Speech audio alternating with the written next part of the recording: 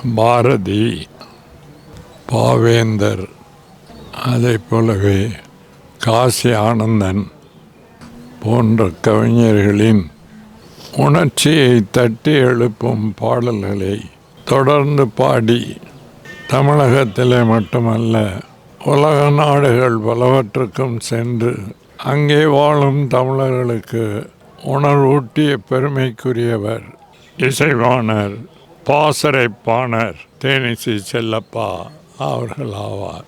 குறிப்பாக தமிழீழ விடுதலை போராட்டத்தில் விடுதலை புலிகளுக்கு ஆதரவாக தன்னை முழுமையாக ஒப்படைத்து கொண்டு தன்னுடைய இசை திறனினால் உலகம் புறாவும் மேதகு பிரபாகரனுக்கு ஆதரவு திரட்டினார். அவருடைய இந்த அருந்தொண்டினை பாராட்டும் வகையிலே மேதகு பிரபாகரன் அவர்கள் அவரை தமிழீழத்திற்கு அழைத்து மாபெரும் கூட்டத்தில் அவருக்கு தங்கப் பதக்கம் அணிவித்து பெருமைப்படுத்தினார். இதுவரை வேறு எந்த கலைஞனுக்கும் அவர் கையால் தங்கப்பதக்கம் அளிக்கப்பட்டதில்லை.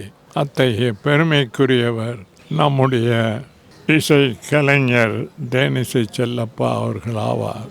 எங்களுடைய உலகத்தமிழர் பேரமைப்பின் மாநாட்டின் போது அவருக்கு பாசறைப்பாணர் என்ற பட்டத்தை நாங்கள் சுட்டி மகிழ்ந்தோம்.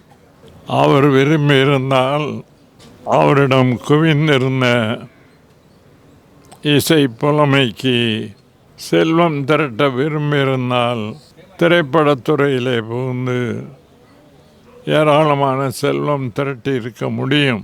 ஆனால் தன் வாழ்வையே தமிழுக்காக தமிழர்களுக்காக ஒப்படைத்து அதற்காகவே தன்னுடைய இசை புலமையும் ஒப்படைத்த பெருமை அவருக்கு உண்டு.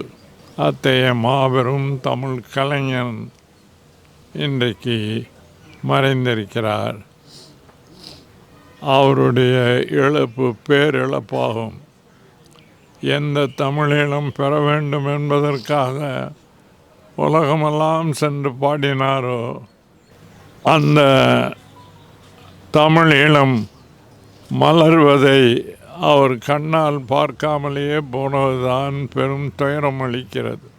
அவர் மறைந்தாலும் அவருடைய உள்ளம் தமிழீழத்தையே தமிழ் மக்களையும் சுற்றி சுழலும் என்பதில் ஐயமில்லை.